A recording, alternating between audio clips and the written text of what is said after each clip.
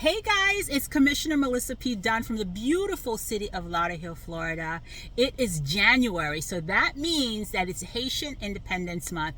And on the 27th of January, we're going to be hosting a Haitian Independence Arts and Culture Celebration at Lauderhill City Hall. I am happy to host it in collaboration with the Haitian Mobilization Committee.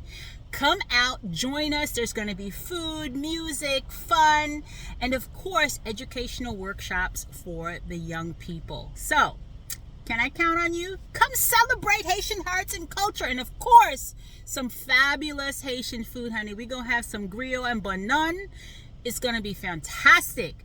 Lauderhill City Hall, January 27th at 12 p.m. All right, grab your family. This is a free family fun event to celebrate all of the fantastic richness that the Haitian culture has brought the city of Lauderhill and the surrounding areas. See you there.